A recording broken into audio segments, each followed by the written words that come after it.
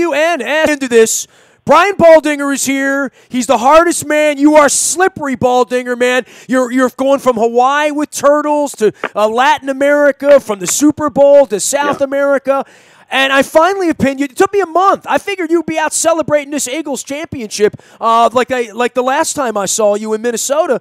What's going on, man? I mean, Eagles fly, and Baldy's flying everywhere, right? It's unbelievable, Nasty. I mean, Philadelphia here, you have championships in Baltimore of all kinds. We don't. And so, I did kind of do a nice little celebration tour in South America, Costa Rica, Hawaii. But I met Eagle fans everywhere, Nasty. And, they would see me and, they would burst out in tears. They haven't stopped celebrating in some ways. Had somebody come up to the gym early today, and they're like, we did it. People can't believe it. It's like that's a pinch me moment. I mean, look, in 2001, we didn't have a team here in 1995. Right. So the fact that we had a parade in 2001, it was, and you and I became friends at that point. It was literally surreal. And you remember my enthusiasm then, probably, did you have that kind of enthusiasm for the Eagles? I mean, did it feel the way it was supposed to feel for a guy who played there, lived there, died there, and went over to Jersey and stayed there forever? It was pretty easy to get caught up in the whole thing, Nasty. As a former Eagle, a lot of my buddies, kind of come together. I was staying with a former Eagle in Hawaii. We talked about it. I'm obviously guys that very well, Joe Douglas, Andy Weidel, good friends of mine.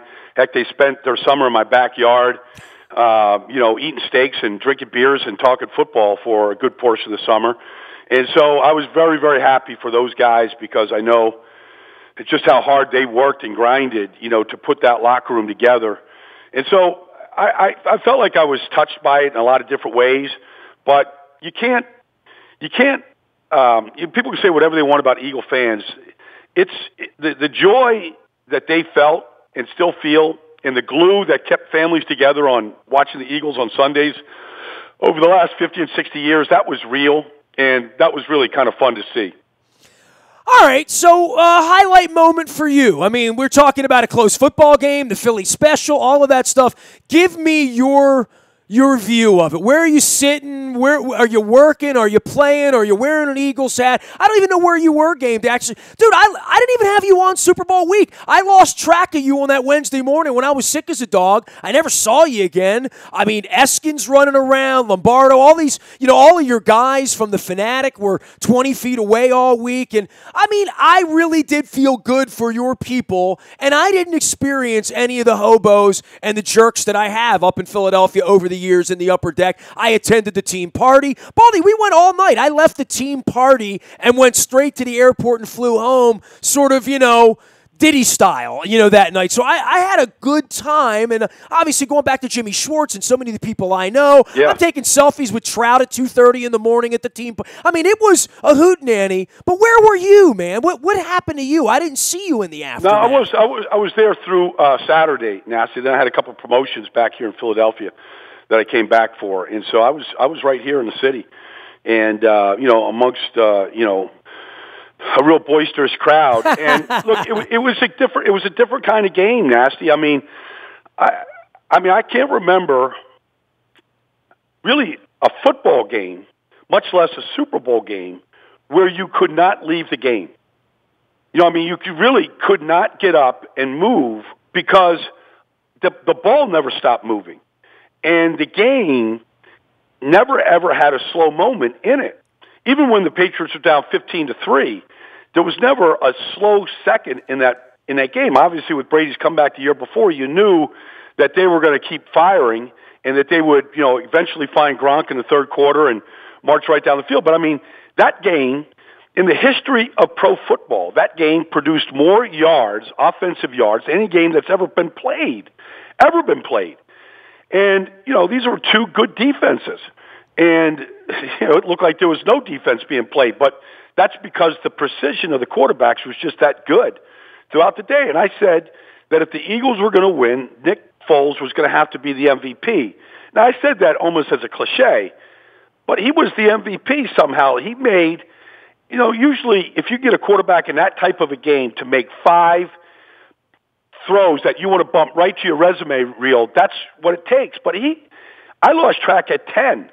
Like, it was one throw after another. Yeah, the thing I've said in the aftermath is I had no idea that he could deliver the ball like that with that kind of accuracy. And look, we see good NFL quarterbacks, Blake Bortles, right, can get a team to a championship game, but he can't throw the football through the tire, right? Like, I mean, he's not that guy. And, even Roethlisberger, sometimes not completely accurate and get some help. It was Kurt Warner-esque in its dissection, and I didn't think he had that in him. You know what's funny that you just mentioned that, Nasty? Is I actually called Kurt Warner after the game.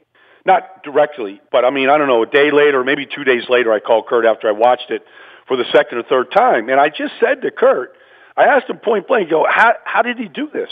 Like, how does a guy go from no confidence in Week 17 of the NFL season and actually address the media saying, I got to rebuild my confidence, to being the Super Bowl MVP, and not just the MVP, but outdueling Brady, who threw for over 500 yards, and, delivering the championship for the first time ever. And so Kurt was like, well, there's a lot of things were at play. They schemed a lot of the first receivers open. He had one read. Here's the ball. That's good.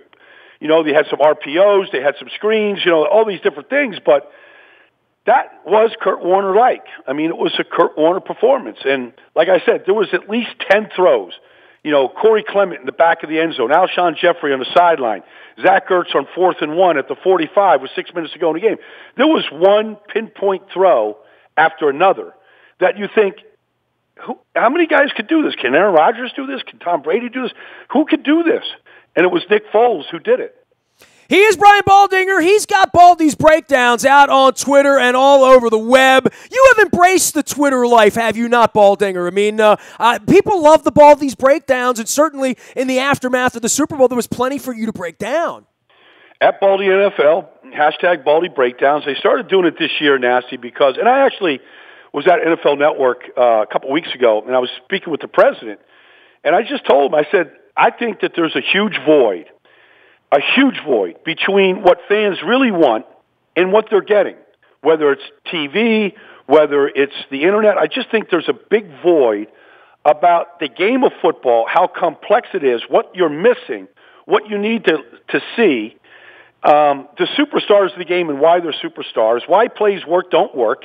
I just think that you have to slow the game down and give it to them in 45-second clips like I do on Twitter to really see what you don't see, which is a lot. And I don't care if it's Troy Aikman or Chris Collinsworth or Brian Baldinger announcing a game. We can't deliver all the nuances of any single play.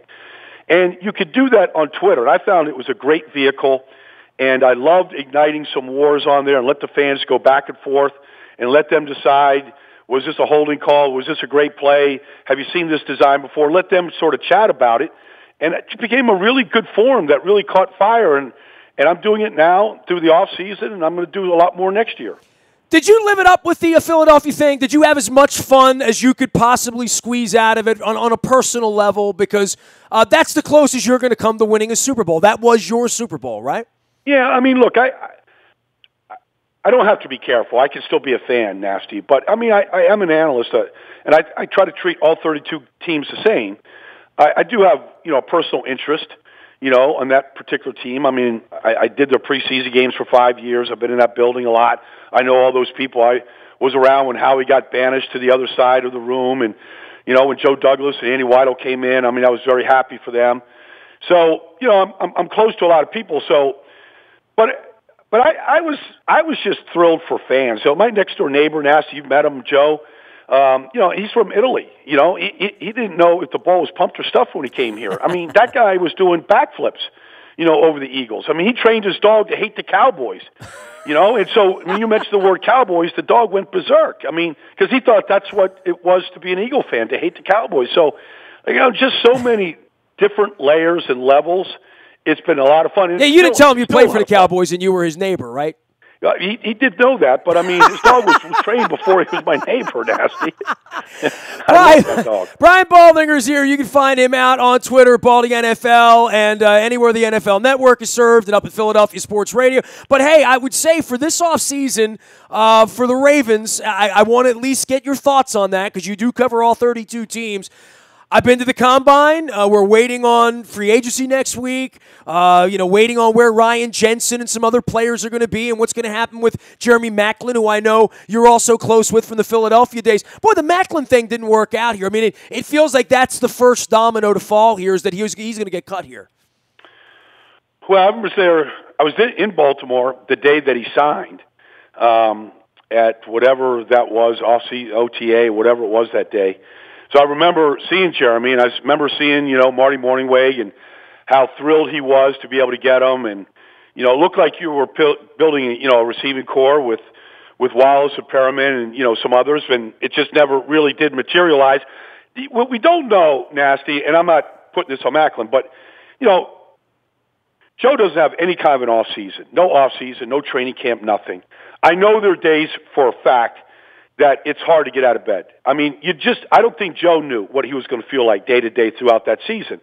And I think he's really affected by that bad back, and I think the whole offense was affected by it. Now, they need some dynamic playmakers. Let's face it. I mean, Steve Smith might still be their best wide receiver, and he's been chirping on the NFL Network for a year. So they got to find some fresh blood, and they can't miss. I mean, they missed on a lot. They've got to find somebody that can come in there and make an immediate impact. I mean, Cooper Kupp came in, made an immediate impact with the St. Louis Rams this year. I mean, it can be done.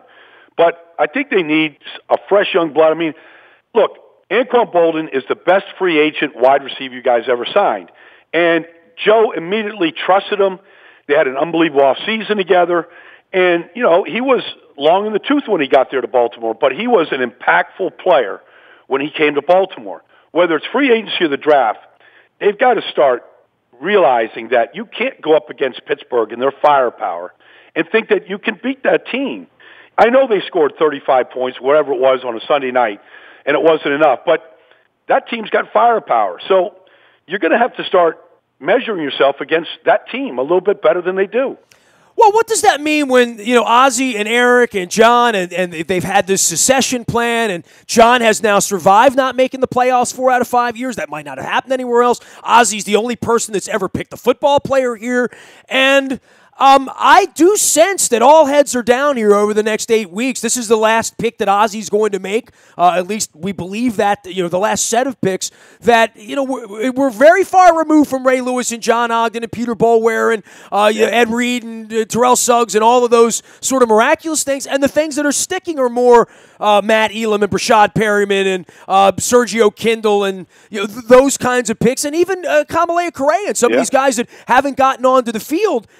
The natives are restless here, Baldy, and the knee on top of that, and the fan base not wanting to renew season tickets and PSLs, and the one thing the organization hasn't come to grips with, and this has nothing to do with football, but everything to do with football, they've never had to sell a ticket here, Baldy. You know what I mean? Like the place is sold out because it's sold out, and I see people at the Combine from Jacksonville and Tampa and Miami and these other places where they got to sell tickets in the offseason to some degree. They have to build some excitement. The Ravens have not been doing that since the end of this season. They've been sort of running and hiding and having 1:30 Friday afternoon press conferences and saying, well, we need to win in order for fans to come back. I agree with that, but this has been a different kind of offseason for them, and I really sense a lot of pressure all the way through the organization because no one around here has ever had to sort of coach or draft for their job before, right? Like, no one, there's never, even Billick, that thing happened very quickly.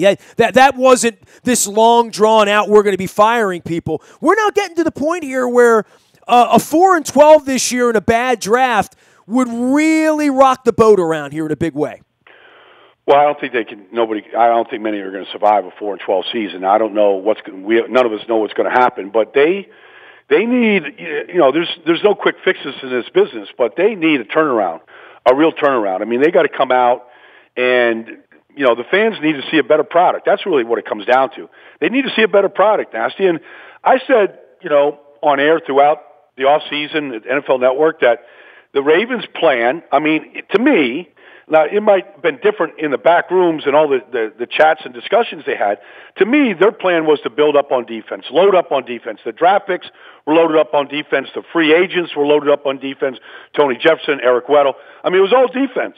They bring in Maclin late, and okay, that's what we're going to do for the offense. But they needed to really they need to look at the whole team here and go, we need more firepower, we need more excitement, we need a better product. And I think fans are going, look, this idea that we're just going to march out our kicker at the end of the game and, win these games by field goals and we'll keep the score close, that's not going to sell. It's not going to sell tickets. Carson Wentz came to Philadelphia, and that place was rocking every Sunday. He was a human highlight reel every single Sunday. They blew teams out by halftime. I think in Baltimore they need a better product. A winning product would help, but I don't think if you're winning 16-13 that's going to make a big difference to the fans. They need more firepower and more offense on that team right now. All right, I need some summer European travel advice, so I've come to you. Am I in the right place for European travel advice talking to you? Yeah, I think so. Rolling Stones in Europe this summer, first off, will they get to post? I flew out to Vegas a year and a half ago. Mick breathed in the sand from out in Palm Springs and couldn't make the show. They canceled the show. I'm in Vegas standing in the MGM Grand. There's no Mick Jagger. So is Mick and Keith, first off, are they going to make it through this summer tour to places like Marseille and Stuttgart and Prague and Warsaw? Well, I saw them 2 years ago in Havana, Cuba. That's right. And they were certainly alive and well on the stage that night. In fact, it was, I don't know how many Stones shows I've seen around the world, Nasty. Probably, I'm not as many as you, but I've seen at least 20. And that was as good a show as I've seen in a long, long time. So I think they still have it in them. But let's face it, to think that Keith and Mick can still go out there and perform like they have over the last 50 years, there's going to be some days where they're going to be dragging for sure.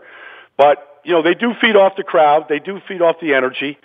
And so they need a rocking crowd, to get their RPMs up to where they need to get to make some of these songs come alive. Start me up. I'll never stop. So Prague. I've never been to Prague, never been to Warsaw, never been to Krakow. My wife claims a Polish heritage, even though a German guy saved her life.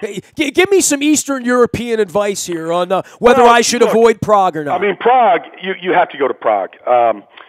Prague is one of the most. First of all, when the Germans went through Czechoslovakia in 9 days in whatever it was, 1939, they went through them so fast that they didn't really have to bomb the daylights out of them.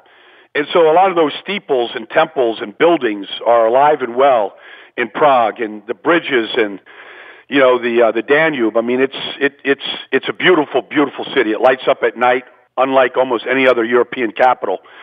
They have some delights in that town that are unlike any other town. You can live well in Prague. It's great. Krakow, Poland. You get to Poland, see some of the most beautiful people you've ever seen in your life, and those cafes are alive, man. That's a lot of fun. Krakow is a fun city, and those people, they get after it late in the night. So if you're going to go to Prague and to Krakow, get your rest before you go, because you're not going to sleep a lot when you get to those cities. I'm going to have to get my ID Life Energy and make sure I'm on my hydrate products. Please. Baldy, I love you. I hope to see you further up the road. I don't know what else. We're not going to talk baseball with you at this point. We'll catch up on some travel and some rock and roll somewhere down the line. And are you still going to be doing some breakdowns here in the off season? Yeah, I've been busy right now. In fact, I'm doing the top 10 available free agents. The Ravens might want to take a look at a couple of the guys, but I'm breaking the free agents down right now. I'll have it up on NFL.com later today. No rest for you except when you're swimming with the turtles off of Maui somewhere. Yes. Baldy, we'll send everybody out to watch you, and we'll catch up again sometime later in the spring, pal. Always a pleasure, Nasty. Thanks, buddy. The great Brian Baldinger, my one-time partner in crime from the vault at NFL Films up in Mount Laurel, New Jersey, as opposed to Laurel, Maryland, where the ponies race. You can cure those winter blues this weekend at Laurel Racetrack. The Maryland Jockey Club now sponsoring WNST, a part of our morning newspaper. The entries in the morning newspaper each and every morning, as well as on the front of WNST.net. You'll want to check that out. I'm not sticking to sports. We're getting a lot of rock and roll. You'll find Rob Halford and Michael Schenker out in the buyatoyota.com audio vault, as well as some more rock stars, some more interesting interviews. We're mixing it up. I'm putting the charity and the community series together soon. That's all brought to you by our friends at Howard Howard Bank, where they have a relentless commitment to be the best at everything they do. Branches throughout Baltimore and Maryland. You can learn more at howardbank.com. We're going to be telling you more as well. Royal Farms, real fresh, real fast. Make sure you're downloading that app, using the app when you're pumping the gas. Saves you money. You're going to save money on chicken, Western fries, anything else they have in there, anything in the store. Royal Farms, real fresh, real fast. Make sure you get that coffee in the morning, too. You get free coffee, too. That's not a bad deal, too. But get the Kona blend. That's my favorite blend. I think Baldy's hung out in Kona. I haven't hung out with the Kona people. Haven't been to Hawaii yet. Got to add that. I've been to 44 states.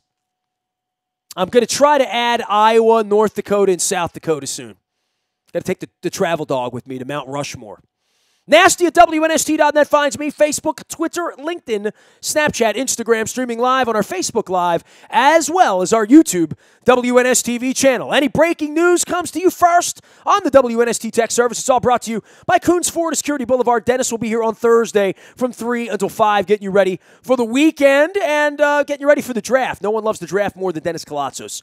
I am Nestor. We are WNST.net, AM 1570 and WNST Towson, Baltimore, and we never stop talking Baltimore sports.